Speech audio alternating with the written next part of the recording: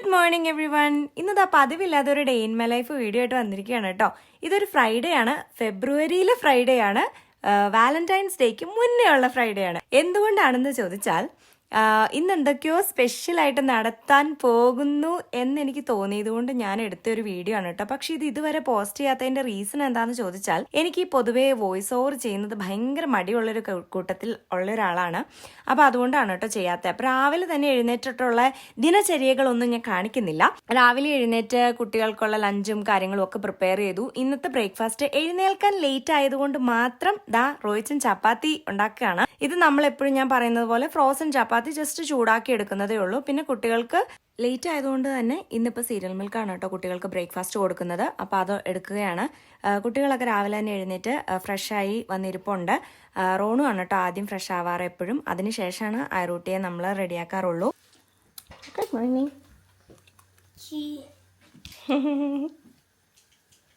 ഒരു ഹായ് പറയോ? ഹായ് പറ, ഹായ് പറ. ഹായ്. ഉറക്കത്തിന്ന് എണീച്ചിരിക്കുവാണോ? ഉറക്കപ്പിച്ചിലാണോ ആരോ?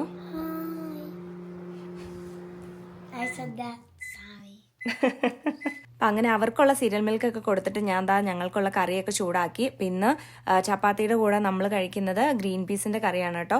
അത് ഫ്രിഡ്ജിൽ വെച്ചതുകൊണ്ടാണ് കുറച്ചിങ്ങനെ കട്ടയായിട്ടിരിക്കുന്നത്. അപ്പം ഞാൻ ചൂടാക്കി എടുത്തു. തലേ ദിവസം രാത്രി ഓർക്കുകയാണെങ്കിൽ ഞങ്ങളിൽ ഒരാൾ ആൽമണ്ട്സും റേസിൻസും കുറച്ചെടുത്ത് വെള്ളത്തിൽ ഇടും കേട്ടോ. അതാണ് രാവിലെ ഞങ്ങൾ ആക്ച്വലി കഴിക്കാറ്. അതിനുശേഷമാണ് ബ്രേക്ക്ഫാസ്റ്റ് കഴിക്കുക. അപ്പം ഇന്ന് എന്തായാലും അതെല്ലാം കഴിഞ്ഞു.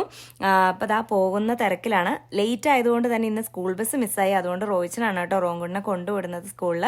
അപ്പോൾ പോകുന്ന സമയത്ത് എല്ലാ ദിവസവും ഉള്ളതാണ് ഒരു ഹഗ്ഗും 3 കിസ്സും കാര്യങ്ങളും ഒക്കെ. അപ്പോൾ അതിൻ്റെ കൂടെ കുറച്ച് ഉപദേശവും കാര്യങ്ങളും. പോകുന്ന സമയത്ത് വിൻഡോയിൽ വന്ന് ഒരു ഹഗ്ഗും കാര്യങ്ങളും ഒക്കെ ഉണ്ട്. അപ്പോൾ അതെല്ലാം കൊടുത്തതിന് ശേഷം ഞാൻ വന്നിട്ട് എൻ്റെ ബ്രേക്ക്ഫാസ്റ്റ് കഴിക്കാൻ പോവാണ്. അപ്പോൾ അതിക്ക് മുന്നേ റേസിൻസും ആൽമണ്ട്സും ഒക്കെ കഴിക്കുകയാണ് കേട്ടോ. അപ്പോൾ എനിക്കും കുഞ്ഞിപ്പെണ്ണിനും ഉള്ളത് റോയിച്ചൻ വെച്ചിട്ടുണ്ടായിരുന്നു. അപ്പോൾ കുഞ്ഞിപ്പെണ്ണും റോണും എല്ലാവരും കഴിക്കും കേട്ടോ. ഇത് ഏതൊരു ഫുഡ് കഴിക്കുമ്പോഴും ദൈവത്തോടൊരു നന്ദി പറയുക എന്നുള്ളത് എനിക്ക് ഭയങ്കര ഇഷ്ടമുള്ളൊരു കാര്യമാണ് കേട്ടോ. പണ്ട് മുതലേ ഉള്ള ശീലമാണ്, കുഞ്ഞിലെ മുതലുള്ള ശീലമാണ്. പണ്ട് കുഞ്ഞുനാളിൽ ഞങ്ങളുടെയൊക്കെ പള്ളിയിൽ വെച്ചിട്ട് ഒരു അച്ഛൻ വന്നിട്ട് ഇങ്ങനെ ഒരു ധ്യാനം എടുത്തിരുന്നു. അപ്പോൾ എൻ്റെ ചെറുപ്പത്തിൽ ഞാൻ ആകെ കൂടി കണ്ടിട്ടുള്ള ഒരു ധ്യാനം എന്ന് പറയുന്നത് അതാണ്. ആ സമയത്ത് ഒരുപാട് കാര്യങ്ങൾ ആ അച്ഛൻ പറഞ്ഞത് ഞാൻ ഇപ്പോഴും കൃത്യമായിട്ട് ചെയ്യുന്ന ഒരാളാണ് കേട്ടോ. അതിലൊന്നാണ് പ്രാർത്ഥിക്കുക. ഫുഡിന് മുന്നേ നമുക്ക് ദൈവം ഫുഡ് തന്നതിന് നന്ദി പറയുക എന്നുള്ളത്. ബ്രേക്ക്ഫാസ്റ്റ് കഴിഞ്ഞ് കഴിഞ്ഞാൽ പിന്നെ എല്ലാ പെണ്ണുങ്ങളുടെയും സാധാ പണി തന്നെ പാത്രക്കൂട്ടങ്ങളെ കഴുകി അതാത് സ്ഥാനത്ത് വെക്കുക. പക്ഷെ ഞാൻ റിൻസ് ചെയ്തിട്ട് ഡിഷ് വാഷറിലേക്കാണ് കേട്ടോ വെക്കുക. ബാക്കി ഡിഷ് വാഷർ നൈറ്റിൽ നോക്കിക്കോളും. പിന്നെ ഡിഷ് വാഷറിൽ വെക്കാൻ പറ്റാത്ത പാത്രങ്ങളാണ് ഞാൻ സാധാരണ കൈകൊണ്ട് കഴുകാറുള്ളൂ. അപ്പോൾ എന്തായാലും ഈ കിടക്കുന്ന വലിയ വലിയ പാത്രങ്ങളെല്ലാം ഓരോന്നോരോന്നായിട്ട് കഴുകി നമുക്ക് മേളിലേക്ക് കയറ്റി വെക്കാം. ഈ ഒരു സാധനം ഞാൻ ആമസോണിൽ നിന്ന് മേടിച്ചാണ് കേട്ടോ. എനിക്ക് ഭയങ്കര ഉപകാരമുള്ള ഒരു സാധനമായിട്ട് തോന്നി. നാട്ടിലൊക്കെ പണ്ട് കാലത്ത് എൻ്റെയൊക്കെ കുഞ്ഞിലെ ഞാൻ ഓർക്കുന്നുണ്ട്, എല്ലാ വീട്ടിൽ കൂടെ തന്നെ ഇങ്ങനെ ഒരു റാക്ക് ഉണ്ടായി പാത്രങ്ങൾ കഴുകിയിട്ട് മേളിൽ കയറ്റി വെക്കാൻ. ഇപ്പോഴൊക്കെ നാട്ടിൽ അത് ഉണ്ടോയെന്ന് എനിക്ക് അറിയാൻ പാടില്ല കേട്ടോ. കാരണം ഞാനിപ്പം 9 വർഷത്തോളമായി നാട്ടിൽ വന്നിട്ട്. സോ എനിക്ക് അറിഞ്ഞുകൂടാ. പക്ഷെ എന്തായാലും ഇങ്ങനെ ഒരു സാധനം ഭയങ്കര ഉപകാരമുള്ളതാണ്. കാരണം പ്രത്യേകിച്ച് ജനലിൻ്റെ അടുത്തും കൂടി ഇരിക്കുന്നത് കൊണ്ട് സൺലൈറ്റ് അടിച്ചിട്ട് പാത്രങ്ങളൊക്കെ പെട്ടെന്ന് ഉണങ്ങി കിട്ടാറുണ്ട് കേട്ടോ. എനിക്ക് മേ ബി ഇൻ 2 hours എന്നൊക്കെ ഞാൻ പറയും. പിന്നെ ഈ റാക്കിന് വേറൊരു ഗുണം കൂടിയുണ്ട്. ഇതിന് സിങ്കിൻ്റെ മുകളിലിരിക്കുന്നത് കൊണ്ട് തന്നെ വെള്ളം ഇറ്റിട്ട് വീഴുന്നത് സിങ്കിലേക്ക് തന്നെ ആയതുകൊണ്ട് നമുക്ക് വേറെ തുടക്കലും പരിപാടികളും എക്സ്ട്രാ വർക്കൊന്നും ഇല്ലല്ലോ. അതുകൊണ്ട് തന്നെ ഇത് നല്ല യൂസ്ഫുൾ ആയിട്ട് എനിക്ക് ഫീൽ ചെയ്തിട്ടുണ്ട് കേട്ടോ. അപ്പോൾ നമ്മുടെ പാത്രങ്ങളെല്ലാം കഴുകി കഴിഞ്ഞിട്ടുണ്ട്. പാത്രങ്ങൾ കഴുകി കഴിഞ്ഞാൽ ഞാൻ നേരെ ചെയ്യുന്നത് പാത്രം കഴുകിയ തുണി നന്നായിട്ടൊന്ന് സോപ്പിട്ട് കഴുകിയിട്ട് അത് വിരിച്ചിടുക എന്നുള്ളതാണ്. ഇനിയുള്ള മെയിൻ പരിപാടി നമ്മുടെ സ്റ്റൗവും നമ്മുടെ കൗണ്ടർ ടോപ്പും നമ്മുടെ ഡൈനിങ് ടേബിളും തുടയ്ക്കുക എന്നുള്ളതാണ്. ഇതൊക്കെ ഒന്ന് തുടച്ച് ക്ലീൻ ആക്കി ആ പെരയൊന്ന് അടിച്ചിട്ട് കഴിഞ്ഞാൽ ഒരു വല്ലാത്ത സംതൃപ്തിയാണ് കേട്ടോ മനസ്സിന്.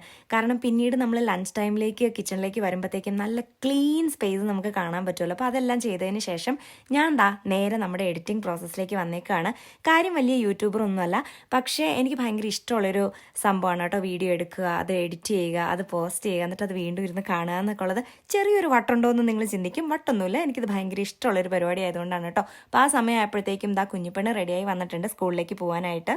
അങ്ങനെ 12 മണിയായി. ഞങ്ങൾ റെഡിയായി കുഞ്ഞാപ്പിനെ സ്കൂളിൽ കൊണ്ടുവിടാനായിട്ട്. ഇതാണ് കേട്ടോ എൻ്റെ ഔട്ട്ഫിറ്റ് എന്നൊക്കെ ഇതാണ് കേട്ടോ എൻ്റെ ഷർട്ട് ആൻഡ് പാൻസ്. എങ്ങനെയുണ്ടെന്ന് കമൻറ്റ് ചെയ്യൂ ഗൈസ്.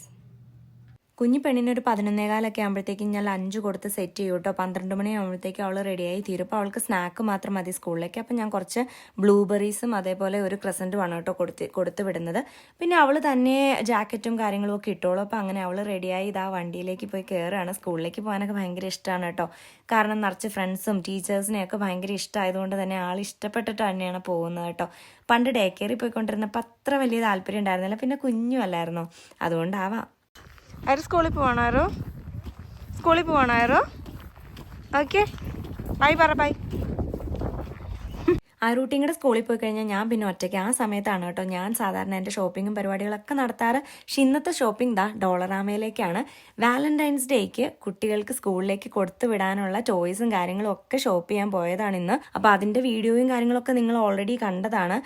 അവർ പാക്ക് ചെയ്യുന്നതും സ്കൂളിൽ ഫ്രണ്ട്സിന് കൊണ്ടുപോയി കൊടുക്കുന്നതും കാര്യങ്ങളും ഒക്കെ. അപ്പോൾ അതിൻ്റെ ഷോപ്പിംഗ് ആണ് ഇന്ന് നടന്നത്. ഷോപ്പിംഗ് എല്ലാം കഴിഞ്ഞിട്ട് നേരെ ചിക്കുവിനെ പിക്ക് ചെയ്തു. കാരണം ഇന്ന് ചിക്കുവിനെയും കൊണ്ട് എനിക്കൊരു കാര്യം ഉണ്ടായി. ഞങ്ങൾ 2 വീഡിയോസും കാര്യങ്ങളും ഒക്കെ എടുത്തിരുന്നു. നേരത്തെ തന്നെ അത് ഞാൻ പോസ്റ്റ് ചെയ്തിട്ടുണ്ട്, നമ്മുടെ ചലഞ്ച് വീഡിയോസും കാര്യങ്ങളും. അപ്പോൾ അത് കഴിഞ്ഞ് ഞങ്ങളിതാ ചോറൊക്കെ ഉണ്ട് കഴിഞ്ഞപ്പോഴത്തേക്കും റോങ്കുട്ടനും ഐറൂട്ടിയും വരാറായി, ഈവനിങ് ആയി. അപ്പോൾ അവരെ ഞാൻ ബസ് സ്റ്റോപ്പിൽ പോയി പിക്ക് ചെയ്ത് നേരെ വീട്ടിലേക്ക് വന്നു കഴിഞ്ഞപ്പോൾ